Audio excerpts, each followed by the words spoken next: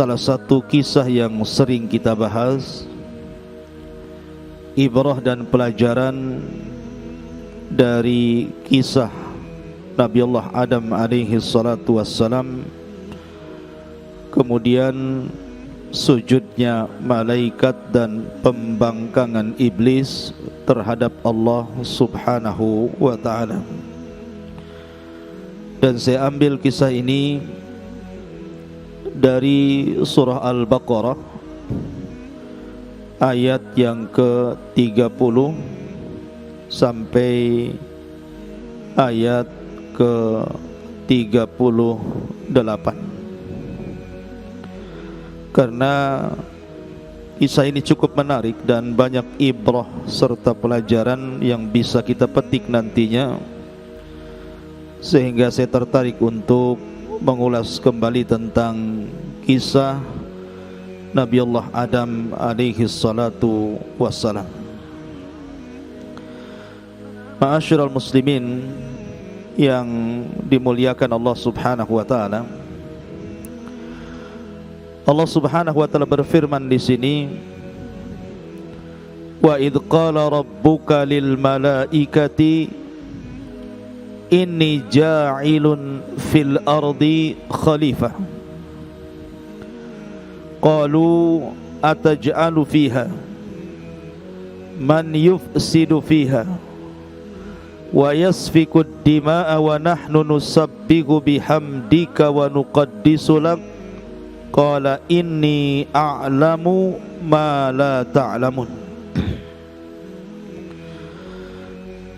Di sini Allah subhanahu wa ta'ala berfirman,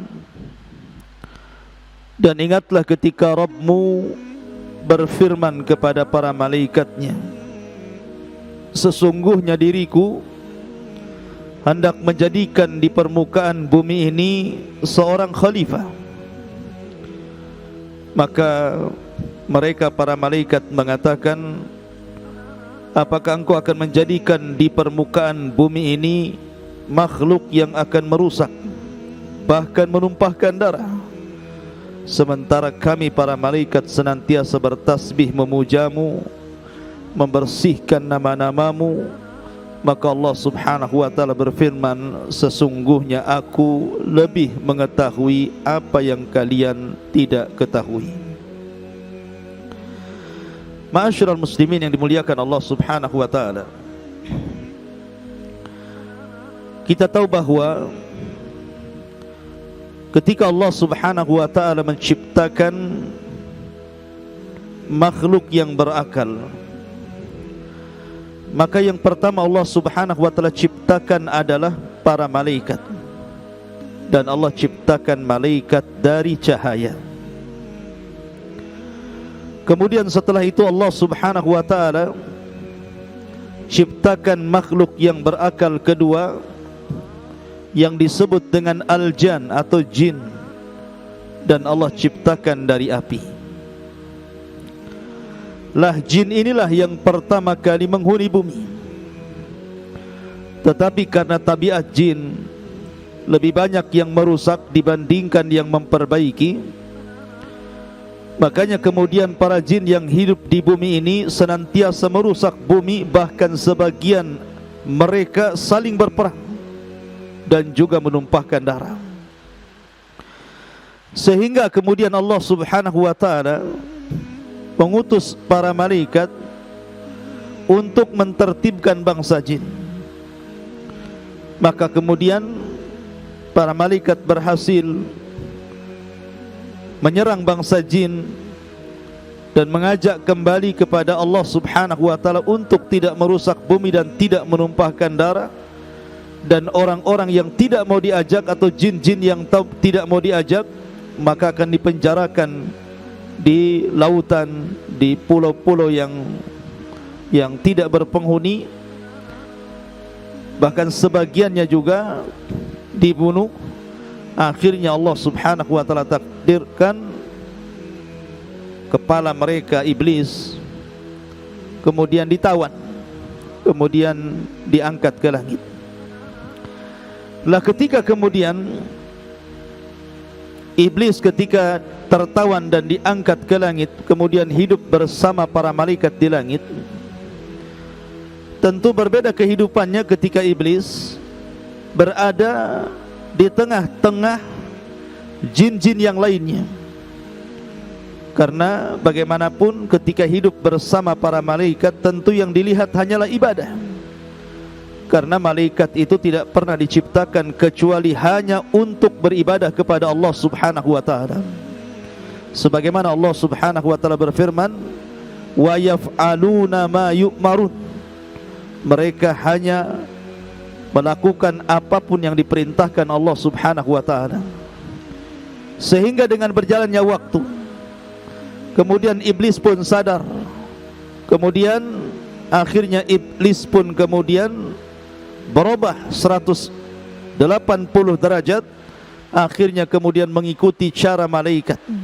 Dia pun beribadah kepada Allah Subhanahu wa ta'ala, taat kepada Allah Subhanahu wa ta'ala, sehingga menjadi jin yang paling saleh di antara seluruh jin yang ada di alam semesta kala itu. Ma'asyiral muslimin yang dimuliakan Allah Subhanahu wa ta'ala, dan itu menunjukkan pelajarannya bahwa lingkungan itu merubah seseorang. Makanya Nabi SAW bersabda, al-mar'u ala dini khalili. Seseorang itu terkadang digantungkan kepada agama kawannya.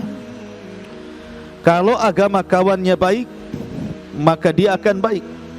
Tapi kalau kawannya buruk, maka dia akan buruk. Makanya ada istilah yang disebutkan para ulama, barang siapa yang berkawan dengan orang baik 40 hari, maka dia akan berubah. Sebagaimana siapa yang berkawan 40 hari dengan orang jahat, maka dia akan jahat. Lah iblis ini sudah berada di alam para malaikat, maka setiap gerak-geriknya, setiap perbuatannya mengikuti para malaikat, beribadah kepada Allah Subhanahu wa ta'ala, dan tidak pernah bermaksiat kepada Allah Subhanahu wa ta'ala. Ma'asyiral muslimin yang dimuliakan Allah Subhanahu wa ta'ala, sehingga Allah Subhanahu wa ta'ala berkehendak lain, hendak menciptakan makhluk yang akan menjadi khalifah. Khalifah itu artinya yakhlufu ba'duhu ba'dah, makhluk yang akan menggantikan makhluk yang sebelumnya, itu disebut khalifah. Makanya Abu Bakar disebut khalifah karena menggantikan Rasul. Kemudian Umar disebut khalifah karena menggantikan Abu Bakar. Kemudian Utsman disebut khalifah karena menggantikan Umar. Begitu juga Ali disebut khalifah karena menggantikan posisi Utsman ibn Affan radhiyallahu anhu. Maka makhluk yang akan Allah ciptakan ini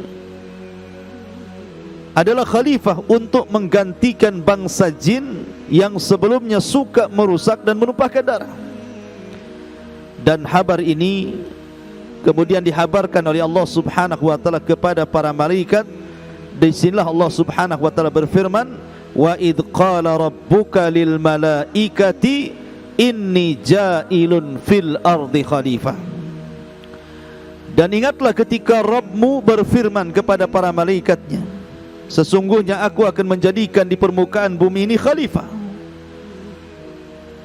Maka malaikat tiba-tiba datang kepada Allah Subhanahu wa ta'ala, kemudian berkata, ataj'alu fiha man yufsidu fiha wa yasfiku dima'a wa nahnu nusabbihu bihamdika wa nuqaddisu lak.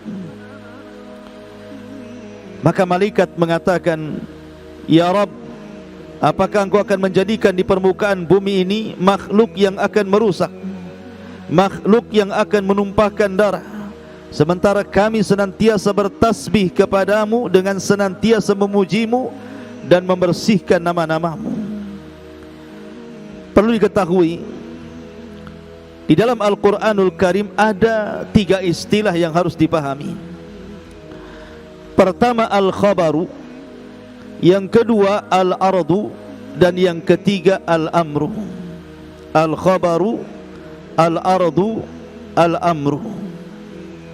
Al-khabaru artinya habar, seseorang menghabarkan, itu disebut al-khabar.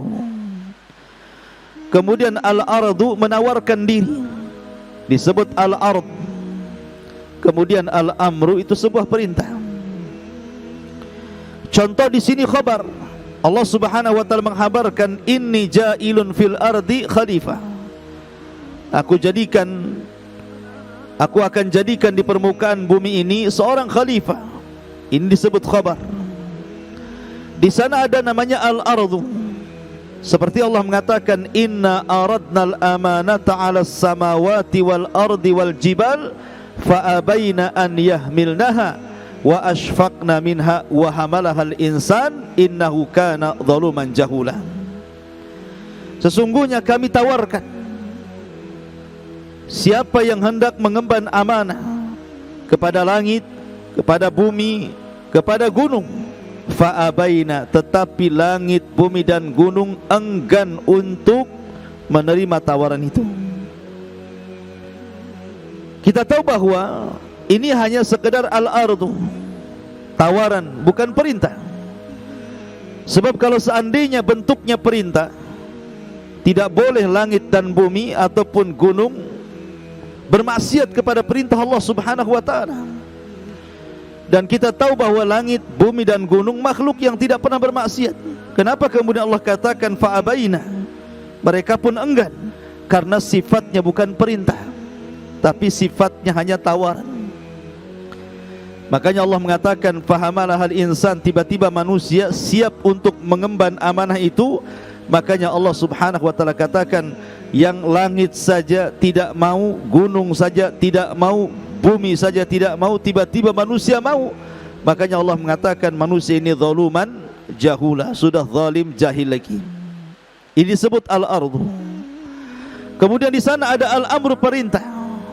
Seperti contohnya nanti ketika Allah mengatakan kepada para malaikat, wa idz qala rabbuka lil malaikati isjudu, ini perintah. Sujudlah kalian kepada Adam. Kalau malaikat tidak sujud, berarti malaikat menentang Allah Subhanahu wa taala.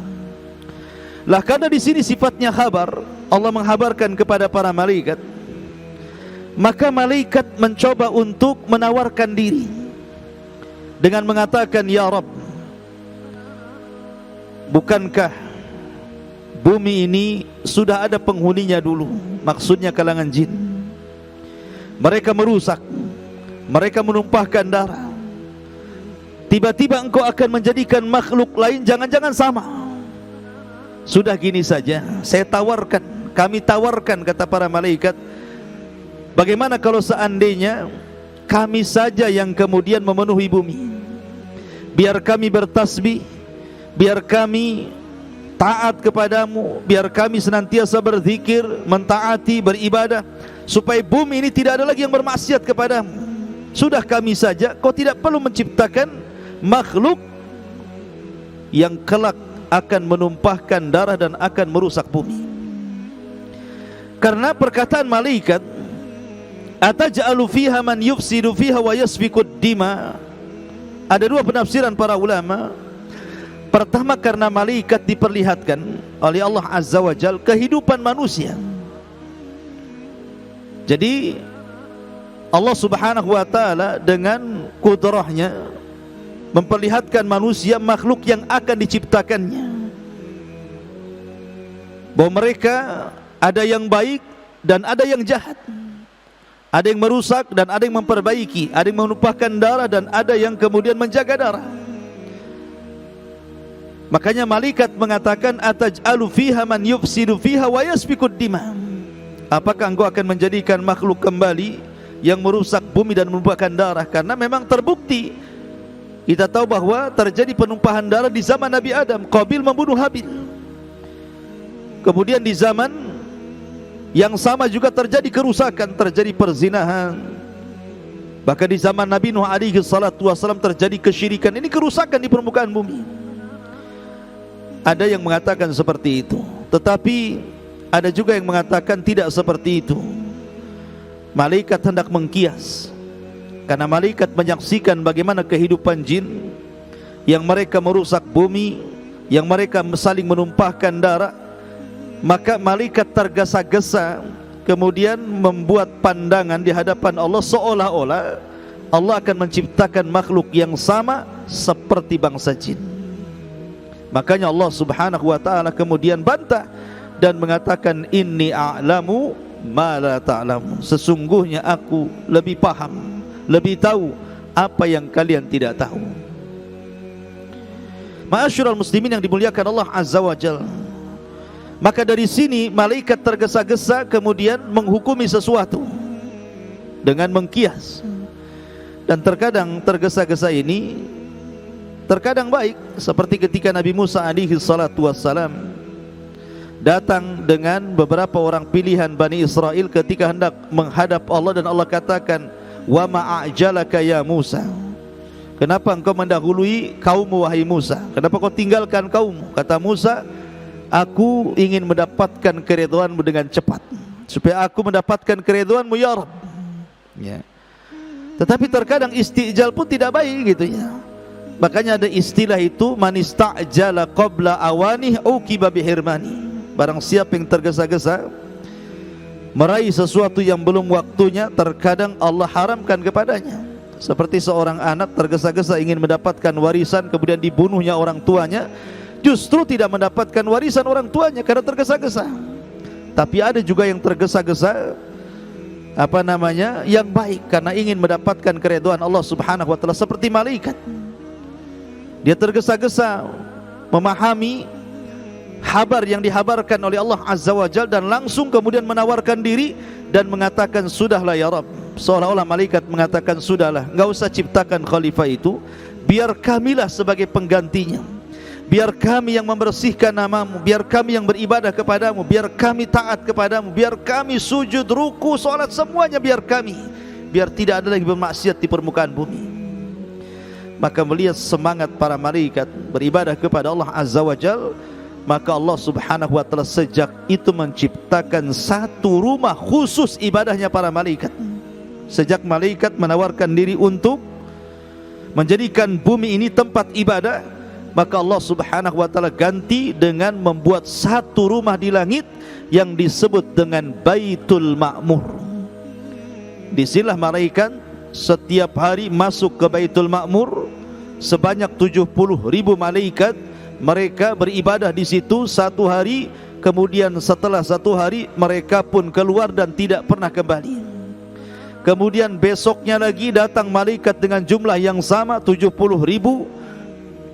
Kemudian mereka masuk, kemudian beribadah satu hari itu, kemudian setelah selesai mereka keluar dan tidak pernah kembali.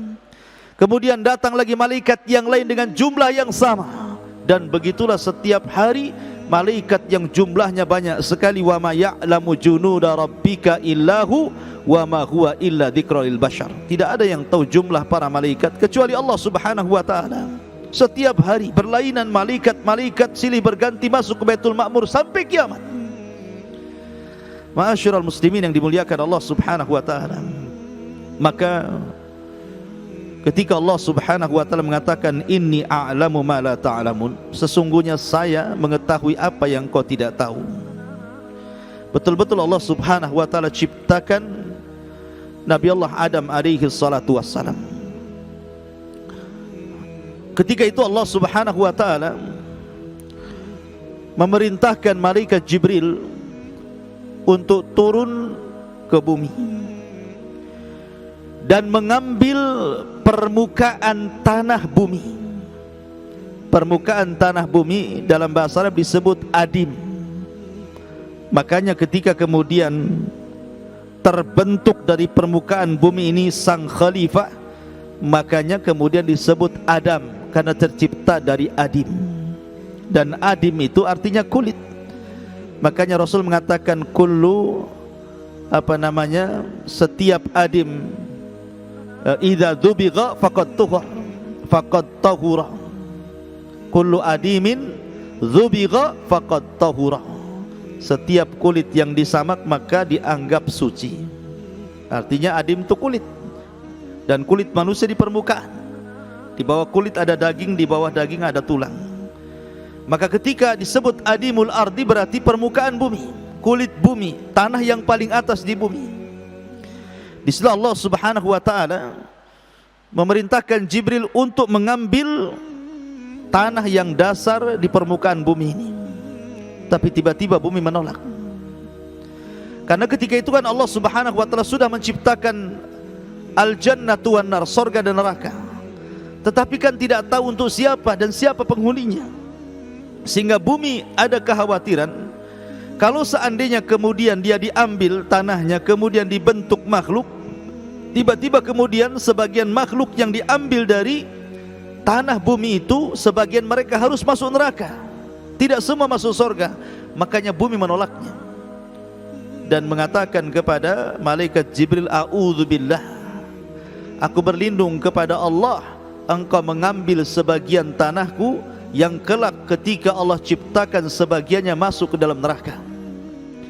Akhirnya kemudian Jibril tidak berhasil mengambil tanah di bumi, kemudian naik kembali.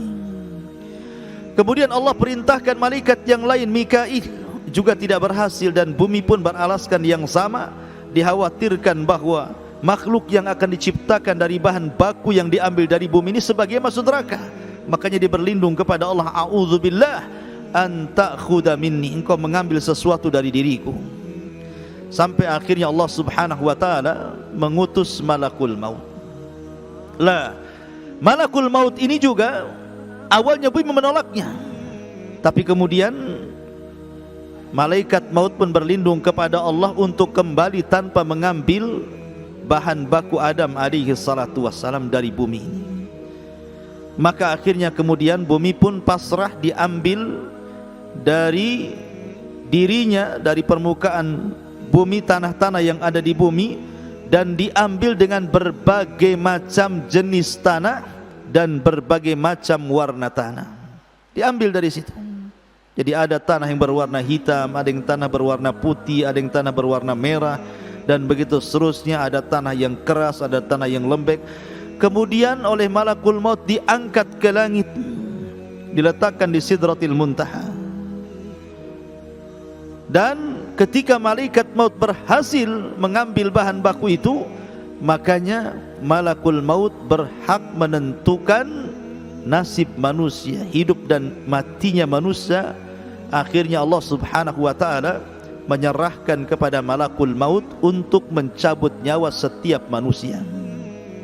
Maka sejak itu dia disebut malakul maut. Ma'asyiral muslimin yang dimuliakan Allah Subhanahu wa taala, ketika kemudian bahan baku Nabi Allah Adam diambil dari adimul ardi, dari tanah permukaan bumi, maka Allah Subhanahu wa taala mulai membentuk Adam dengan berbeda penciptaan yang Allah pernah ciptakan makhluk-makhluk yang berakal seperti malaikat ataupun jin. Karena malaikat dan jin tercipta dari kun fayakun. Tetapi kalau Adam itu Allah sendiri yang bentuk. Bukan saja Allah yang bentuk sendiri, tetapi Allah juga yang meniupkan ruh langsung kepada Adam alaihi salatu wassalam dan memerintahkan malaikat untuk sujud. Dan ini kemuliaan yang luar biasa. Lah, ketika itu iblis sudah tahu, mendapatkan kabar tentang akan diciptakannya makhluk yang akan menjadi khalifah. Karena memang iblis ini berbeda dengan malaikat. Kalau malaikat kan tidak ada hawa nafsunya, mereka diciptakan hanya untuk beribadah, sehingga tidak mungkin ada hasad, takabbur dari malaikat. Tapi karena sifat jin sama dengan manusia, ada hawa nafsunya. Allah ciptakan hawa nafsu dan dimasukkan ke dalam iblis sebagaimana manusia punya hawa nafsu. Dan Allah katakan innan nafsa la ammaratum bisu, bahwa nafsu itu suka mendorong melakukan kejahatan. Mulailah iblis hasad. Dia khawatir kalau seandainya Allah menggeser posisinya oleh makhluk yang namanya Adam yang akan diciptakan Allah Azza wa Jalla. Sehingga ketika Allah Subhanahu wa taala sudah membentuk dengan bentuk yang sangat indah, wattini wazzaitun wa turi sinina wa hadzal baladil amin, laqad khalaqnal insana fi ahsani taqwim, dan kami ciptakan Adam dengan sebaik-baik bentuk. Maka mulailah iblis nengok-nengok jasad Adam yang belum ditiupkan ruh. Kemudian setelah berhadap-hadapan dengan jasad Adam yang baru dibentuk dan sudah mengeras dan mengering, maka iblis coba memukul perut Adam. Tiba-tiba bersuara. Ya, karena manusia ini banyak lubangnya, ada lubang telinga, lubang hidung, lubang mulut, lubang dubur, sehingga berongga. Sehingga ketika dipukul keluar suara. Makanya iblis mengatakan, innila a'lamu annahu ajwab. Aku tahu sekarang makhluk ini berongga, dan aku tahu dia makhluk yang lemah, tidak mungkin bisa hidup kecuali dengan makan dan minum. Sehingga dia mengatakan, lau sullitu alayya lahulikanna. Kalau seandainya makhluk ini diserahkan Allah kepadaku, ku hancurkan dia. Dari sini nampak hasad iblis kepada Adam alaihi salatu wassalam. Kemudian iblis melihat Adam dengan mengembalikan penciptaannya. Dia memandang dirinya, setelah itu dia memandang Adam, setelah itu dia melihat malaikat. Dia merasa bahwa dia lebih dekat dengan malaikat dibandingkan Adam alaihi salatu wassalam. Karena malaikat tercipta dari cahaya, sementara dia tercipta dari api. Ada kesamaan antara api dan cahaya, karena terkadang dari api timbul cahaya, berbeda dengan tanah.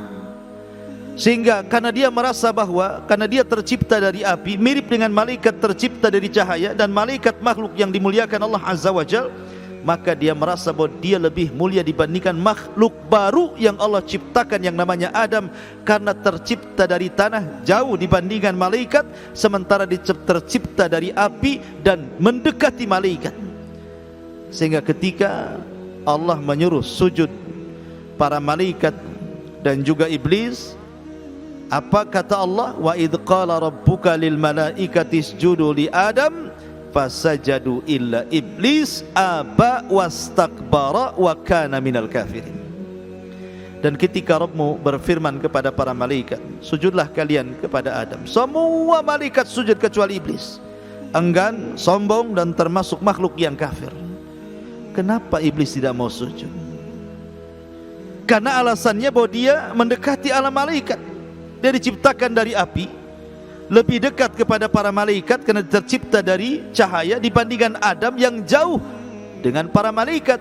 Makanya dia mengatakan, ketika Allah Subhanahu wa taala berfirman, kenapa engkau tidak sujud kepada makhluk yang aku ciptakan? Ma mana'aka an tasjuda lima khalaqtu biyadai. Kenapa kau tidak sujud kepada makhluk yang aku ciptakan? Maka lihat alasan iblis di sini, ana khairun minhu khalaqtani min nar wa khalaqtahu min tin. Ya Rabb, terus terang aku lebih baik dibandingkan makhluk itu, karena aku diciptakan dari api, lebih mendekati cahaya dibandingkan engkau menciptakan dia yang dicipta dari tanah. Taib, kalau memang iblis itu merasa lebih baik dibandingkan Adam karena dia dicipta dari api, lebih dekat ke cahaya dibandingkan Adam tercipta dari tanah dan tidak lebih dekat ke cahaya, kenapa pula Allah Subhanahu wa taala memerintahkan para malaikat untuk sujud kepada Adam? Menunjukkan bahwa Adam punya kemuliaan dibandingkan iblis. Ma'asyiral muslimin yang dimuliakan Allah Subhanahu wa taala, makanya ketika Allah Subhanahu wa taala betul-betul selesai menciptakan Adam dan membiarkan mengering sampai pada waktunya, ketika Allah Subhanahu wa taala mengumpulkan para malaikat, kemudian iblis pun ada di tengah-tengah mereka, kemudian momen peniupan ruh sudah akan dimulai, maka malaikat menunggu-nunggu apa yang akan terjadi. Begitu juga iblis.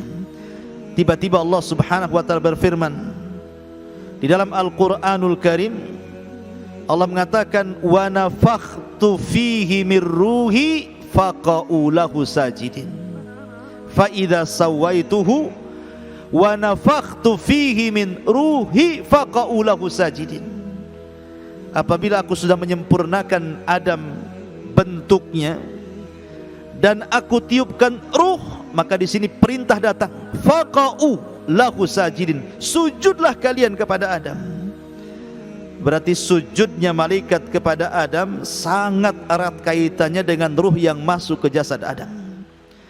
Jadi hanya semata-mata ruh itu masuk ke jasad Adam, kalian sudah harus sujud, seolah-olah seperti itu.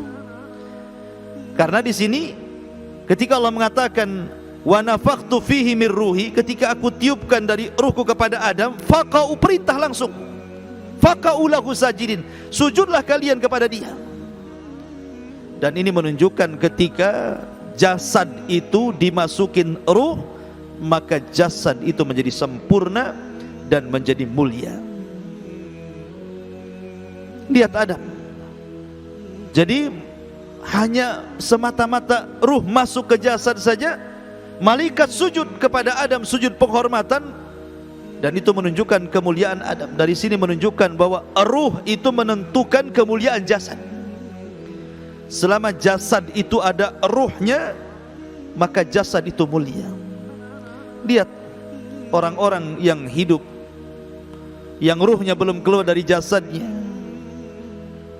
Lihat mereka, ada yang jadi presiden, ada yang jadi menteri, ada yang jadi pengusaha, ada yang jadi dokter, macam-macam, dihormati manusia.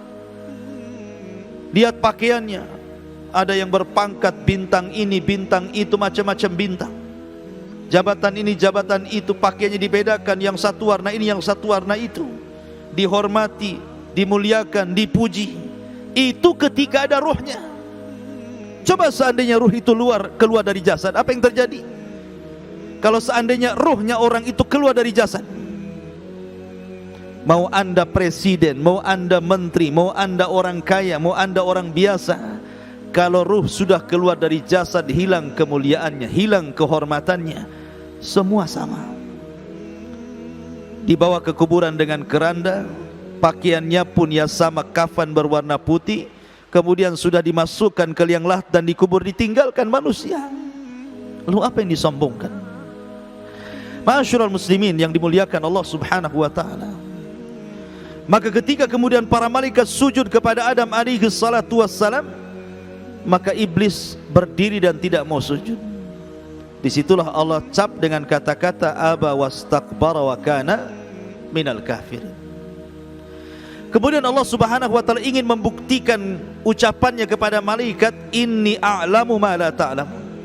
Saya lebih tahu makhluk yang akan saya ciptakan wahai malaikat dibandingkan kalian. Kalian tidak tahu. Maka di sini Allah Subhanahu wa taala kemudian meneruskan ayatnya. Allah Subhanahu wa taala berfirman, wa 'allama Adamal asma'a kullaha thumma aradahum 'alal malaikati faqala anbi'uni bi asma'i haula'i in kuntum sadiqin qalu subhanak la ilma lana illa ma 'allamtana innaka antal alimul hakim. Maka Allah ajarkan kepada Adam al-asma, nama-nama kullaha, semuanya. Ada dua penafsiran para ulama. Ada yang mengatakan maksudnya al-asma kullaha, artinya Allah mengajarkan kepada Adam nama-nama makhluk yang ada di alam semesta ini. Dan kita tahu bahwa bumi sudah tercipta sebelum malaikat diciptakan. Bahkan bumi itulah yang Allah ciptakan pertama dibandingkan langit. Karena Allah menciptakan langit dan bumi ini 6 hari, dimulai dari hari Ahad, kemudian Senin, Selasa, Rabu, Kamis, Jumat, kemudian selesai di hari Jumat. Ahad dan Kamis membuat bumi, kemudian Ahad dan Senin membuat bumi, kemudian Selasa dan Kamis membuat langit. Kemudian Allah turun kembali ke bumi 2 hari, Kamis dan Jumat. Maka Allah menyempurnakan bumi, diciptakannya pantainya, diciptakannya lautannya, diciptakannya hutan-hutannya, diciptakannya binatang-binatangnya, dan berbagai macam yang ada di bumi. Malaikat tahu itu makhluk Allah, tetapi malaikat tidak tahu ini namanya apa, ini namanya apa, ini namanya apa. Tetapi Adam alaihi salatu wassalam diajarkan oleh Allah nama-nama yang ada di bumi itu. Ini namanya pantai, ini namanya laut, ini namanya hutan, ini namanya pohon ini namanya pohon itu, ini namanya binatang ini, namanya binatang itu. Akhirnya semua yang ada di bumi Adam tahu nama-namanya. Malaikat hanya tahu itu makhluk Allah tapi tidak tahu namanya. Ini satu penafsiran. Ada juga yang mentafsirkan bahwa yang dimaksud asma di sini adalah lughah, bahasa. Jadi Adam itu diajarkan semua bahasa. Dia bisa bicara dengan para malaikat, bahasa malaikat. Dia bisa bicara dengan jin, bahasa jin. Bahkan bahasa seluruh umat yang akan dilahirkannya, seluruh umat yang dari keturunannya, dengan berbagai macam bahasa yang mereka akan ucapkan. Jadi kalau seandainya Allah takdirkan Adam hidup di zaman sekarang kemudian ke Amerika, maka Adam akan ngomong Inggris dengan orang Amerika.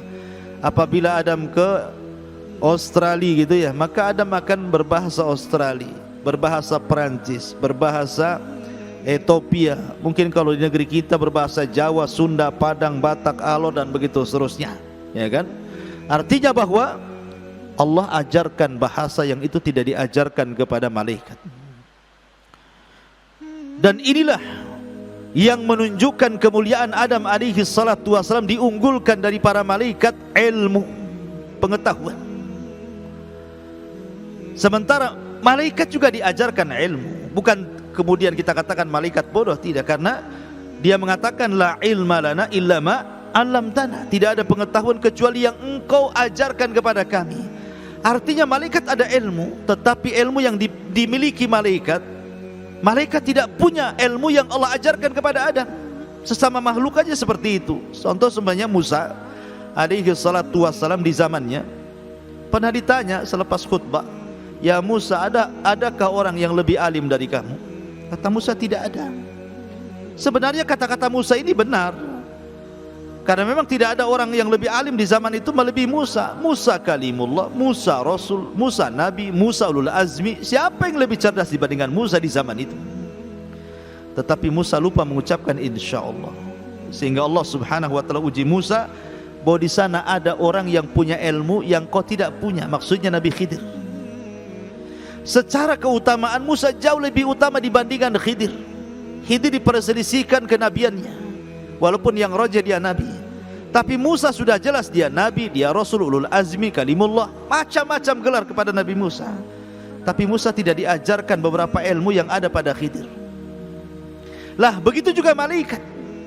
Malaikat ada ilmu tetapi dia tidak punya ilmu yang dimiliki Adam alaihi salatu wassalam. Dan malaikat itu lebih banyak ibadah kepada Allah. Tidak seperti Adam. Adam tidak sehebat malaikat ibadahnya, tetapi Allah unggulkan pengetahuan Adam dibandingkan para malaikat yang ahli ibadah. Maka ketika kemudian Allah memerintahkan sujud malaikat kepada Adam, karena Adam makhluk yang dimuliakan dengan pengetahuannya, menunjukkan bahwa Adam lebih mulia di antara para malaikat. Di sini ada faedah bahwa orang yang alim lebih utama dibandingkan orang yang abid, ahli ibadah. Jadi orang yang punya ilmu jauh lebih afdal dibandingkan orang yang menghabiskan qiyamul lail, menghabiskan puasa sunnah, menghabiskan baca Quran, sedekah sunnah dan begitu seterusnya. Karena Nabi yang mengatakan fadlul alim alal abid kafadlil qamari ala sairil kawakib. Keutamaan orang alim dibandingkan ahli ibadah itu seperti keutamaan bulan purnama di antara bintang-bintang yang ada. Bintang walaupun ribuan di langit tidak bisa menerangi bumi. Satu bulan purnama bisa menerangi bumi sampai ke hutan-hutannya. Satu orang alim bisa menerangi bumi, tapi ribuan ahli ibadah seperti bintang tidak bisa menerangi bumi. Makanya dari sini Adam diunggulkan dari segi ilmu dibandingkan para malaikat, sehingga wajar kalau seandainya Allah memerintahkan malaikat untuk hormat kepada Adam dengan cara bersujud kepada Adam. Itu pun satu kali sujud, tapi iblis tidak mau sujud. Padahal suruh satu kali saja, bukan berkali-kali. Jadi dosanya iblis itu karena tidak mau sujud satu kali saja. Tapi lihat akibat dia membangkang perintah Allah, tidak mau sujud satu kali, sujud hormat kepada Adam. Akhirnya dia diusir dari sorga dan dilaknat Allah subhanahu wa ta'ala sampai kiamat. Ma'asyiral muslimin yang dimuliakan Allah azza wa jalla.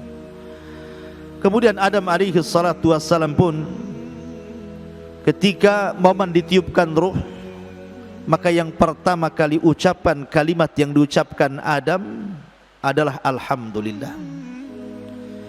Jadi ketika ruh dimasukkan lewat mulut Adam, belum lagi ruh itu sempurna ke badan, tiba-tiba Adam bersin. Maka Allah subhanahu wa ta'ala perintahkan, Qul ya Adam alhamdulillah. Katakan wahai Adam, kalau kau bersin, ucapkan alhamdulillah. Maka Adam pun mengatakan alhamdulillah. Dan ini ucapan pertama sebelum ada ucapan yang lain. Segala puja hanya milik Allah. Alhamdulillah. Maka Allah subhanahu wa ta'ala berfirman, yarhamuka rabbuka ya Adam. Allah merahmatimu ya Adam. Ini rahmat pertama. Kemudian setelah ruh betul-betul sudah mau di bawah badannya, di bawah perutnya, maka Adam alaihi salatu wassalam ingin bangun, padahal belum sampai ke kaki ingin bangun. Tergesa-gesa. Kononnya ada melihat dia makanan pohon yang berbuah, dia pengen mengambil dan memakannya. Maka dari sini Allah katakan khuliqal insan min ajal. Manusia ini terkadang diciptakan tergesa-gesa. Karena memang sifat Adam tergesa-gesa, ruh belum sempurna sudah ingin bangkit dan mengambil sesuatu. Makanya itulah sifat manusia. Kadang-kadang kalau orang janji gitu kan akan ngasih sesuatu, oh langsung kau udah janji. Kemarin kau sudah janji, mana janjimu? Tergesa-gesa, mungkin dia tidak memberikan uzur, mungkin ketika dia belum bisa melaksanakan janjinya karena ini karena itu, nggak tahu. Ya, insya Allah kalau saya ada rezeki saya akan kasihlah besok. Kamu kemarin kan mau ngasih, mana? Kadang-kadang manusia itu tergesa-gesa. Khuliqal insan min ajul. Khuliqal insan ajula. Manusia itu diciptakan tergesa-gesa. Ketika kemudian betul-betul ruh sampai di kaki, maka Allah subhanahu wa ta'ala mengatakan kepada Adam, idhab ilal malaika fakul salamun alaihim. Wahai Adam, berangkatlah kau kepada para malaikat, sampaikan di hadapan para malaikat salam.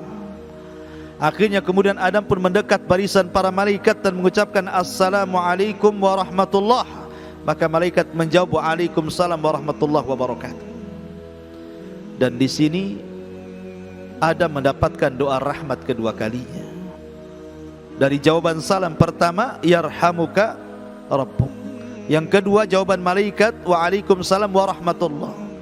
Dua rahmat, satu barakah, dan satu salam keselamatan. Dua rahmat, satu salam, dan satu barakah. Makanya kenapa rahmat Allah subhanahu wa ta'ala dilebihkan.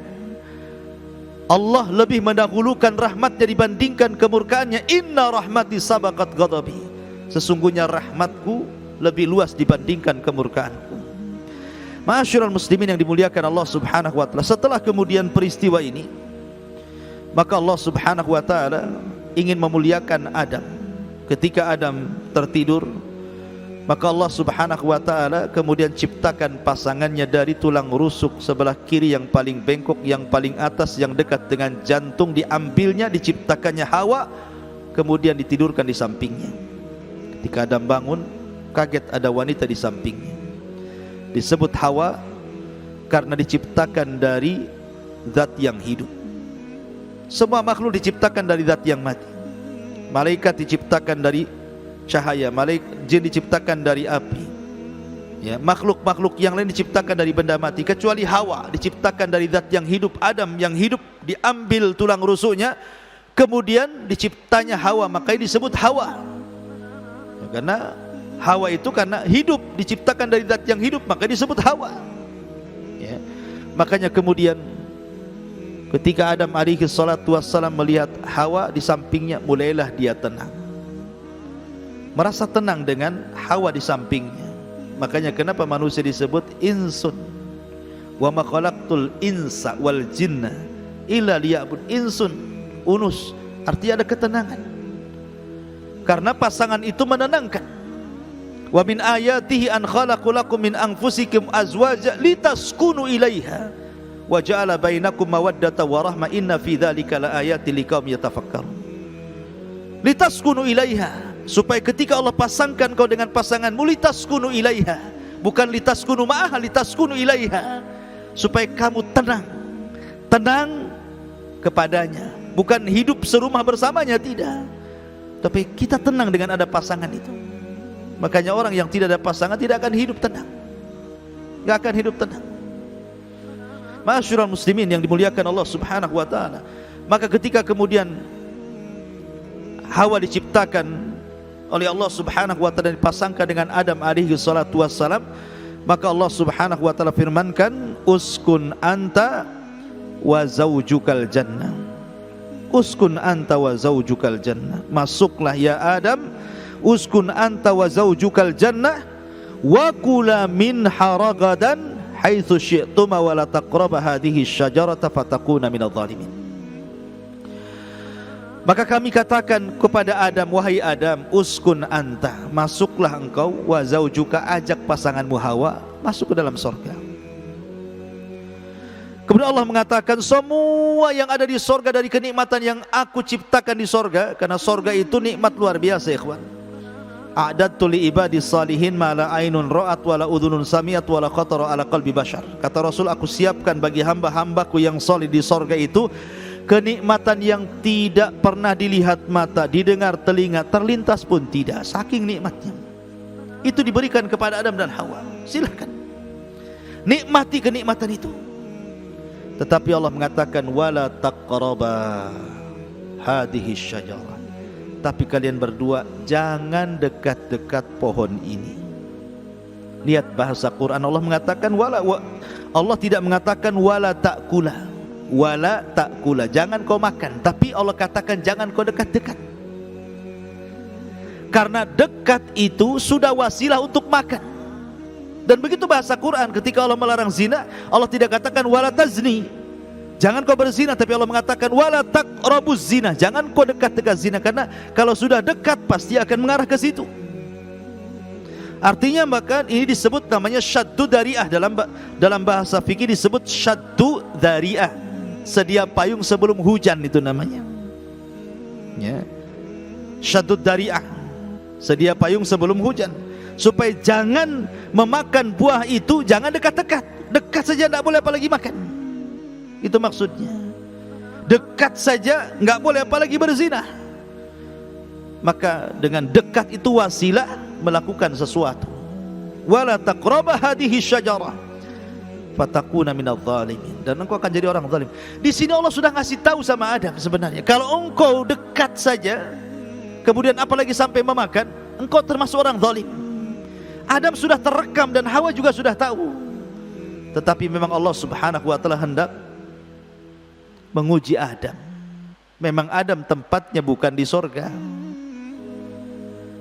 Sebagaimana kabar Allah kepada malaikat, inni ja'ilun fil ardi, Allah tidak mengatakan fil jannah, tapi fil ardi khalifah. Sesungguhnya aku akan menciptakan di bumi, bukan di sorga, seorang khalifah, pemimpin yang akan menggantikan sebelumnya. Makanya karena memang Allah sudah menghabarkan kepada malaikat bahwa Adam ini sebagai penghuni sorga, idza aradallahu syai'an ahya asbabah, kalau Allah menghendaki sesuatu, Allah hidupkan sebabnya. Maka kemudian iblis laknatullah alaih makin hasad. Bagaimana tidak hasad? Adam banyak diberikan nikmat oleh Allah. Pertama, Adam diciptakan langsung oleh Allah. Yang kedua, Allah yang meniupkan langsung ruhnya. Yang ketiga, Allah Subhanahu wa taala merintahkan malaikat untuk sujud kepadanya. Yang keempat, Allah Subhanahu wa taala mengajarkan ilmu pengetahuan kepada Adam yang tidak diajarkan hatta kepada para malaikat. Yang kelima, Allah ciptakan Hawa untuk menjadi pendamping Adam di sorga. Yang terakhir, Allah masukkan ke dalam sorga. Gimana dah hasad iblis? Makin sakit hati. Banyak kali nikmat Allah yang dikasihkan Adam, kenapa tidak dikasihkan aku, katanya. Dari sini sebenarnya Iblis yang mengatakan ana khairum minhu, aku lebih baik, itu tidak benar. Kalau memang dia lebih baik, kenapa 6 kenikmatan diberikan kepada Adam dan tidak diberikan kepada iblis? Ya. Ma'asyiral muslimin yang dimuliakan Allah Subhanahu wa taala. Kemudian iblis pun mulai mencari cara bagaimana kemudian merongrong Adam alaihi salatu wasalam supaya diusir dari sorga dengan cara memberikan was-was. Maka iblis kemudian mulai memberikan was-was, tapi was-was itu tidak ada gunanya. Ketika was-was itu tidak berguna, maka mulailah iblis menggunakan teori lain dengan cara qasam. Wa qasamahuma inni lakuma laminan nasihin. Wa qasamahuma inni lakuma laminan nasihin fadallahuma bighurur. Dalam surah Al-A'raf. Maka kemudian iblis mulai membuat tipu daya, gurur kepada Adam dan Hawa. Maksudnya begini, iblis bersumpah di hadapan Adam, wahai Adam, demi Allah, kenapa Allah melarang jangan dekat-dekat ke pohon itu, apalagi sampai makan dari buah pohon itu? Illa antakuna malakaini au takuna minal khalidin. Khawatir kalau kau makan kau jadi malaikat.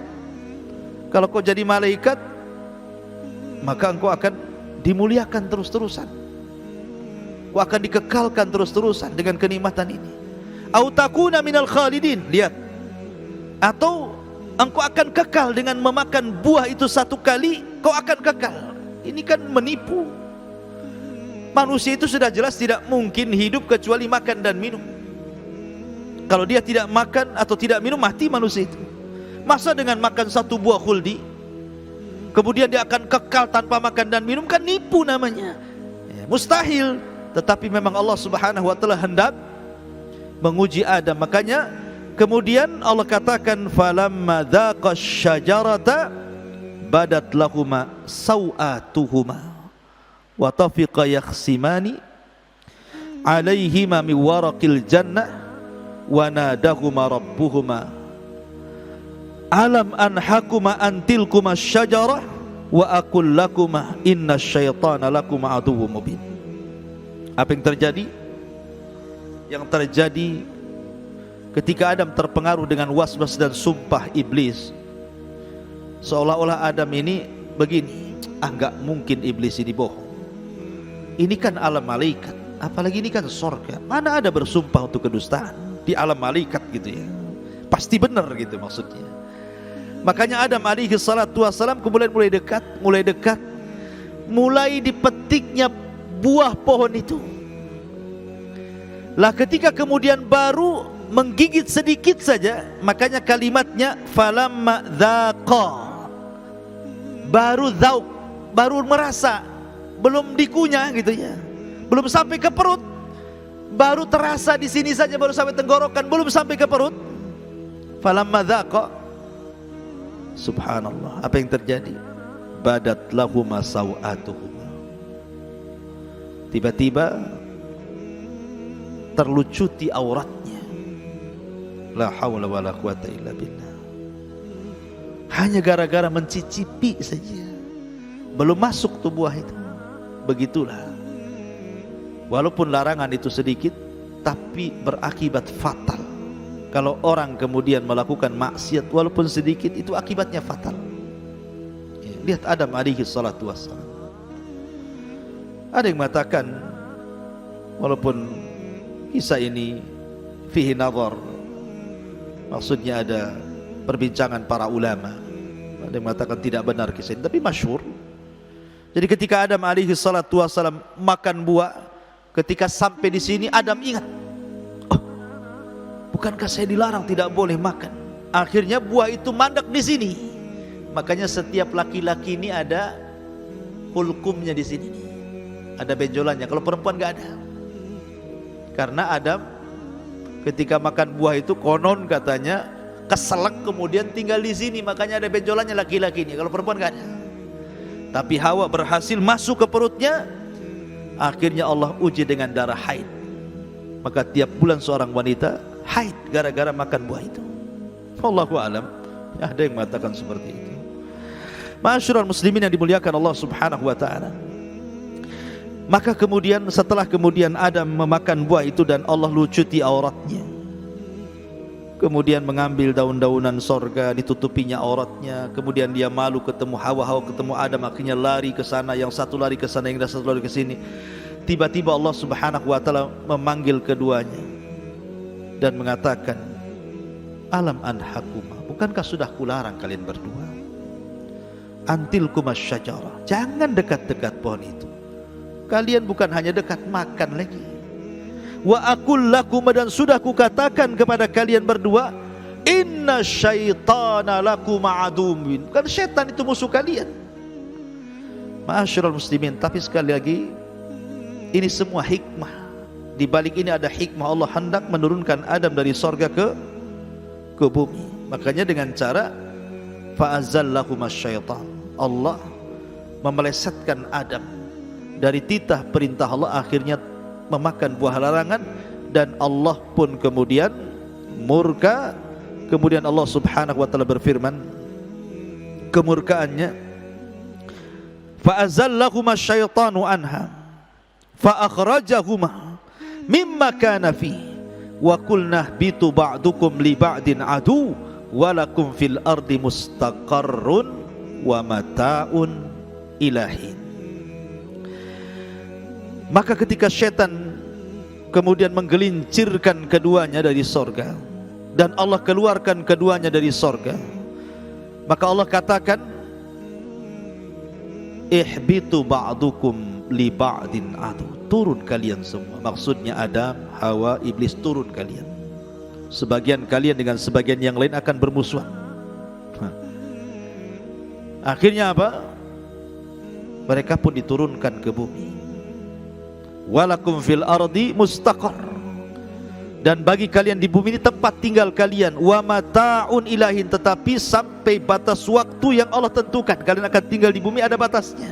Tapi bumi sebagai tempat kalian bertiga, hei Adam, hei Hawa, hei iblis. Maka Adam ketika sampai di bumi jadi musuh iblis, Hawa juga jadi musuh iblis. Tapi iblis punya musuh dua, Adam dan Hawa. Kalau Adam dan Hawa musuhnya satu, iblis satu lawan dua. Sehingga terkadang iblis ini kalau tidak bisa menggoda Adam, lewat Hawa. Kalau tidak bisa menggoda yang laki-laki, lewat perempuan. Ma'asyiral muslimin yang dimuliakan Allah Azza. Ada yang mengatakan bahwa iblis turun di lautan, ada yang mengatakan Adam turun di Sri Lanka, kemudian Hawa di Jeddah. Wallahu a'lam. Ya, tidak ada yang pasti gitu ya. Riwayat-riwayat yang jelas tentang masalah ini hanya diambil dari kisah-kisah Israiliyat. Akhirnya kemudian Hawa dan Adam saling mencari. Ketika sudah dekat maka tempatnya disebut Muzdalifah. Ketika ketemu maka disebut Arafah, saling mengenal. Disitulah ketika Adam dan Hawa berjumpa di Arafah. Dan Arafah itu tanah halal, bukan tanah haram. Maka Allah Subhanahu wa taala berfirman, fatalaqa Adamu min rabbih kalimat fataba alaihi innahu huwat tawwabur rahim. Maka Allah ajarkan kepada Adam beberapa kalimat untuk diucapkan Adam, karena melihat Adam sudah menyesal, Hawa juga sudah menyesal. Kenapa dia melakukan dosa? Bayangkan Adam ini dosanya cuma satu, makan buah larangan itu pun tidak sampai perut, baru sampai tenggorokan itu sudah diusir dari sorga. Kita pula yang banyak maksiat, banyak ingin masuk sorga, ya. Ngaca lah kan begitu. Adam satu kali saja berbuat dosa diturunkan dari sorga. Ya tentu karena sebuah hikmah. Karena kullu nafsin dha'iqatul maut, setiap jiwa harus mati. Kalau Adam tetap di sorga nggak akan mati. Makanya Adam harus turunkan ke bumi biar mati dulu, kemudian kelak dihidupkan di akhirat dan dimasukkan ke dalam sorga kembali. Ya. Maka kalimat yang diajarkan Allah untuk dibaca Adam dan akan kembali kepada Allah adalah lafaz, dan inilah kalimat pertama yang diucapkan Adam. Rabbana zalamna anfusana wa illam taghfir lana wa tarhamna lanakunanna minal khasirin. Rabbana zalamna anfusana, ya Rabb, kami sudah mendolimi diri-diri kami, kata Adam dan Hawa sambil menangis. Rabbana zalamna anfusana, ya Rabb kami sudah menzalimi diri kami. Fa illam taghfir lana, kalau Engkau tidak mengampuni dosa kami ya Rabb, dan Engkau tidak merahmati kami ya Rabb, lanakunanna minal khasirin, tentu kami termasuk orang-orang yang rugi. Ketika keduanya mengucapkan kalimat ini, fataba alaihi innahu huwat tawwabur rahim, Allah ampuni dosanya. Makanya siapapun yang berlumuran dosa, kemudian datang haji, kemudian singgah di Arafah, di tempat Nabi Adam berdoa, kemudian dia mengatakan Rabbana zalamna anfusana wa illam taghfir lana wa tarhamna lanakunanna minal khasirin, dijamin Allah hapus dosa-dosanya. Makanya kenapa Arafah itu sebagai penentu haji, al-hajju al-arafah, haji itu ditentukan dengan Arafah. Dan kalau dia baik hajinya, maka Rasul mengatakan faman hajja falam yarfus walam yafsuk kharaja ka yaumin waladathu ummuh. Siapa yang haji, dia tidak mengucapkan kalimat kotor, melakukan perbuatan fasik, maka dia akan pulang seperti bayi yang baru dilahirkan. Cukup? Tidak. Bahkan Rasul mengatakan laisal jaza illal jannah, tidak ada balasan kecuali surga. Ma'asyiral muslimin yang dimuliakan Allah Subhanahu wa taala. Kemudian Allah mengatakan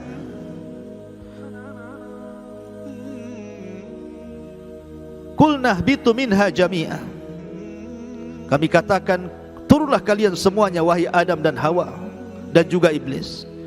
Fa imma ya'tiyannakum minni hudan faman tabi'a hudaya fala khaufun 'alaihim wala hum yahzanun. Kelak ketika sampai di bumi, maka akan kukirim petunjukku, maka barang siapa yang mengikuti petunjukku, fala khaufun, mereka tidak akan takut, walahum yahzanun, dan mereka tidak akan bersedih hati. Maksudnya takut akan perkara yang sudah berlalu dan bersedih hati akan sesuatu yang akan datang setelah kematiannya. Tidak perlu takut, tidak perlu bersedih.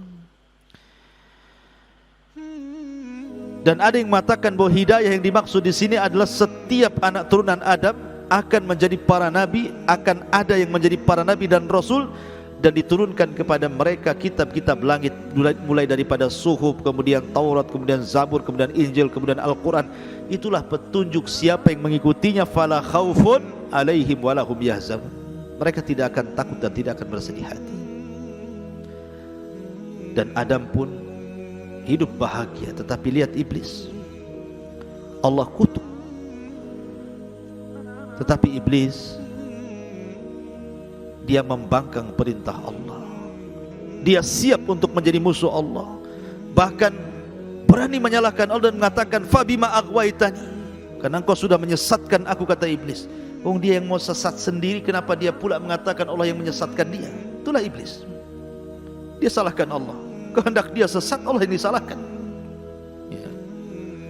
Tapi malaikat sejak tahu kemuliaan Adam,